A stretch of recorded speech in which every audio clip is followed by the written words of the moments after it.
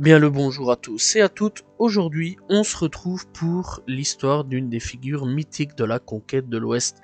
Aujourd'hui, on va parler de Buffalo Bill.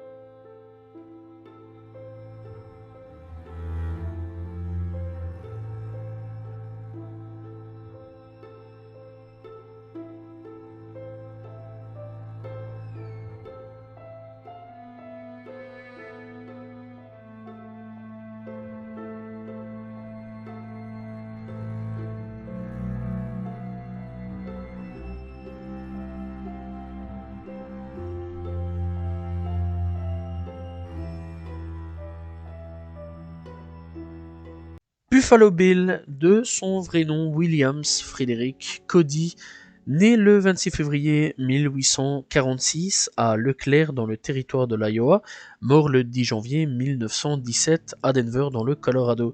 C'est une figure mythique de la conquête de l'Ouest. Il fut notamment un chasseur de bisons hors pair et dirigea une troupe de théâtre populaire, le Wild West Show. Avant tout ça, on va quand même parler un petit peu de sa jeunesse et aussi un petit peu de sa famille.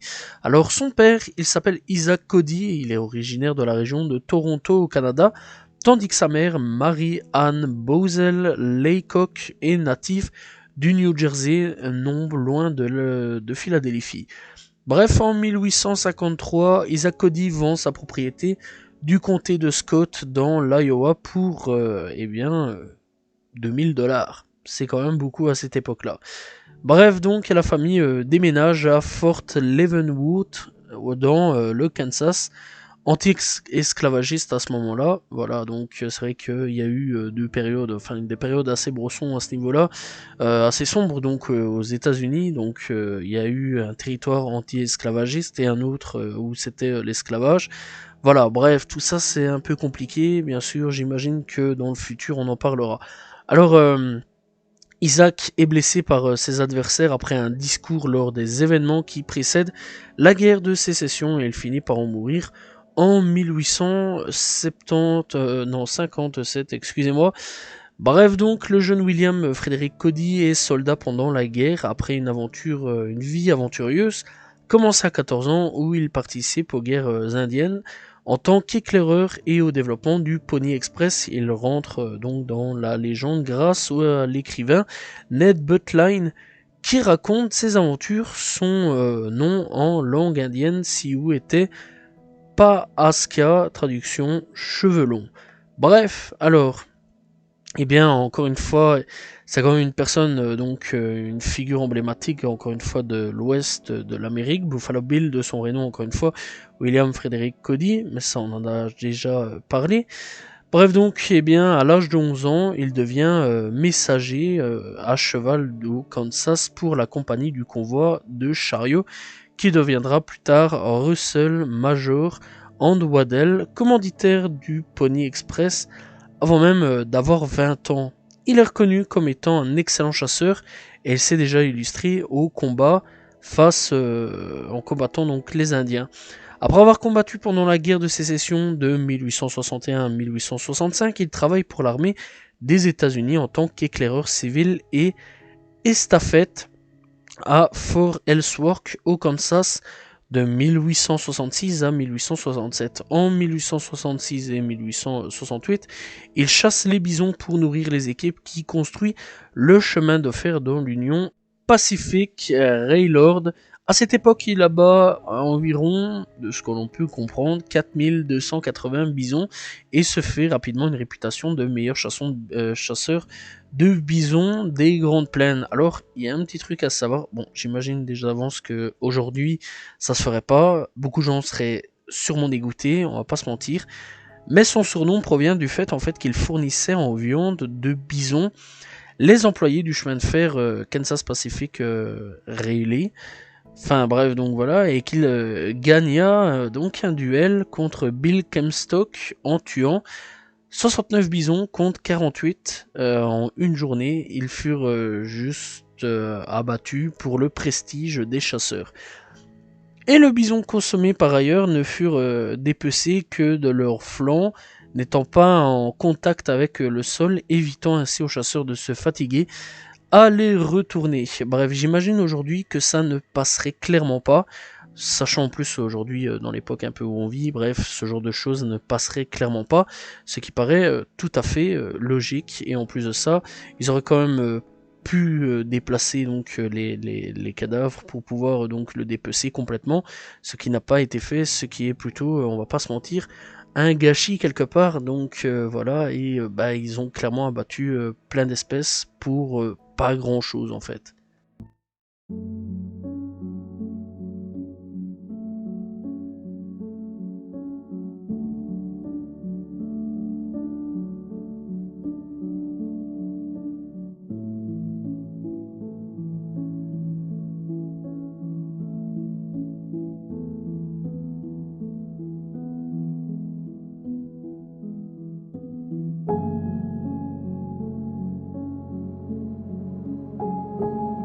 Bref, mis à part le fait que c'est un tueur hors pair de bisons, eh bien, Buffalo Bill devient célèbre non seulement pour son adresse au tir, mais aussi pour son extraordinaire capacité à mémoriser les vastes territoires qu'il traverse. Sa connaissance des coutumes indiennes, son courage et son endurance est alors très demandé pour servir d'éclaireur ou de guide, notamment pour le 5e régiment de cavalerie, à l'époque où le gouvernement tente d'éradiquer la résistance indienne à l'ouest du Mississippi de 1868 à 1876. Il reçoit la médaille d'honneur en 1872, décoration qui lui sera retirée en 1916 sous prétexte qu'il n'était pas officier ou engagé dans l'armée. Les éclaireurs sont alors considérés comme des civils. L'armée américaine lui rendra donc cette médaille à titre posthume en 1989. Buffalo Bill participe à 16 combats contre les Indiens, notamment celui du 17 juillet 1876 contre le guerrier Cheyenne, dit Cheveux Jaunes, traduit à tort Main Jaune, dans le comté de Sioux, bref au Nebraska. Ces exploits fournissent un matériau de choix aux journalistes ainsi qu'aux auteurs de romans à 4 sous qui transforment l'excellent tireur et intrépide cavalier en héros folklorique de l'Ouest. Parmi ces auteurs figurent Ned Butlin, bref, et aussi Prentice Ingraham. La mise en scène de l'Ouest paraissant une autre idée lucrative, Buffalo Bill se laisse convaincre en 1872 de jouer dans une pièce, et c'est là où il va commencer un peu son début de théâtre, etc., de Butlin, The Scout of the Prairie, dit Les éclaireurs des prairies. Son talent d'acteur est quelconque, mais le public apprécie ce personnage haut en couleur. Entre chaque saison théâtrale, il part dans l'Ouest, escorté des riches américains ou européens venus participer à des parties de chasse. Il n'a pas oublié sa passion, le mec, la chasse.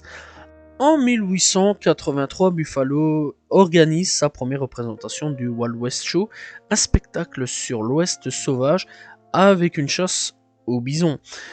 La capture de la diligence de Deadwood du Dakota du Sud, une chevauchée de Pony Express, des cowboys et des indiens. Parmi les stars du spectacle figure la fameuse gâchette Annie Oakley et en 1885 le chef Sioux Sitting Bull. J'ai déjà fait son histoire à Sitting Bull, donc n'hésitez pas à aller checker, je le mettrai sûrement dans les commentaires, etc. Bref, le spectacle de Buffalo Bill sont très populaires aux États-Unis et à l'étranger, mais il finit à la suite d'erreurs de gestion ruinées. Il apparaît publiquement pour la dernière fois à Portsmouth en Virginie 2 mois avant sa mort le 10 janvier 1917 à Denver au Colorado. Mais on va toujours en parler parce qu'il y a quand même 2-3 petites choses assez intéressantes. Bref, donc de 1882 à 1912, il organise et dirige donc un spectacle populaire, le Buffalo Wild West Show. Une tournée le conduit lui et sa troupe dans toute l'Amérique du Nord et en Europe. En 1889, il passe en France par Paris, Lyon et Marseille et rencontre à cette occasion le peintre Rosa Bonheur qui fera son portrait. Sitting Bull participe au Wild West Show en 1885 aux États-Unis, excusez-moi, et au Canada, mais n'est pas autorisé à se rendre en Europe Donc voilà, ce qui est un peu problématique. En 1905, lors d'une tournée qui a eu lieu dans plus de 100 villes françaises, le spectacle connaît une importante, un important succès donc à Paris. Et encore une fois, un nouveau peintre débarquera, le peintre Maximilien Loos. Donc voilà, qui vivra de 1858 à 1941, consacre une série au cirque de Buffalo qui se produit à l'hippodrome en bas de la rue Colincourt.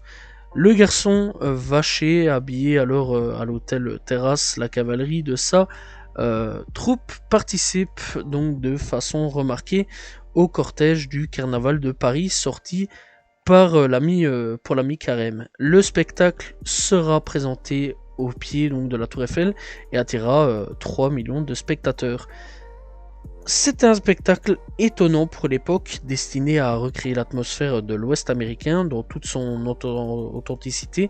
Les scènes de la vie des pionniers illustraient des thèmes tels que la chasse de bison, le Pony Express, bref l'attaque d'une diligence et de la cabane d'un pionnier par des Indiens. La présence de vrais Indiens constituait le clou du spectacle pour des millions d'Américains et d'Européens. Commença alors le grand mythe du Far West qui ne s'étendit plus que par le cinéma, avec ses figures mythiques des géants de l'Ouest, contribua donc à le développer. Buffalo Bill, eh bien, il faut savoir qu'il est une des personnes de son époque les plus photographiées et une des rares personnes ayant reçu le Medal of Honor, enfin la Medal of Honor. Alors non, ce n'est pas le jeu vidéo, donc dans l'ensemble, c'est la plus haute distinction militaire des États-Unis. Il existe 3 versions différentes, celle de l'US Army, celle de l'US Navy et celle de l'US Air Force. Le ruban donc est donc une médaille assez importante pour les Américains.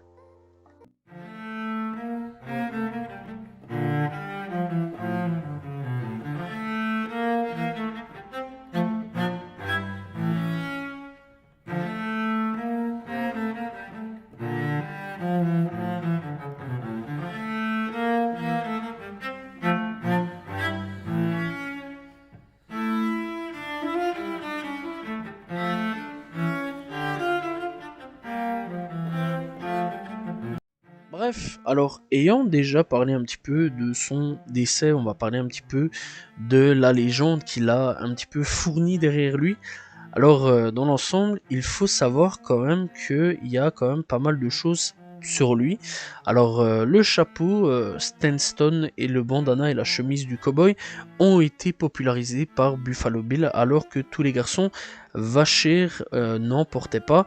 La majorité d'entre eux portaient un sombrero moins chaud et beaucoup moins cher que le Stanton. Bref, les grandes coiffures amérindiennes, donc les coiffes plutôt amérindiennes, faites de dizaines de plumes, n'étaient pas utilisées que dans quelques tribus, il n'était utilisé que dans quelques tribus, et seulement lors des grandes et rares occasions. La plupart du temps, les Amérindiens ne portaient que des coiffes de quelques plumes. C'est le spectacle Buffalo Bill qui a fait entrer les grandes coiffes dans l'imaginaire collectif. Bref, au niveau de la ville de Cody au nord-ouest, il faut en parler aussi. La ville de Cody au nord-ouest du Wyoming, proche du parc national de Yellowstone, a été fondée par Buffalo Bill Cody et il construit en 1904 un lodge nommé Paaska Tipi pour y accueillir les visiteurs du parc. En 2011, ce lodge reçoit des touristes tout au long de l'année. Le lodge ancien existe toujours mais ne se visite pas. La légende de Buffalo Bill constitue un atout touristique. Un rodéo a lieu chaque année, chaque soir de l'été. Un musée de Buffalo Bill Historical Center présente les Indiens des plaines, la faune et la flore de la région, des peintres américains, des armes à feu et une des 5 sections des musées est entièrement consacrée à l'histoire de Buffalo Bill et sa famille, avec notamment une collection de souvenirs du mondialement célèbre Wild West Show. C'est la plus grande espace culturel entre Minneapolis et la côte ouest.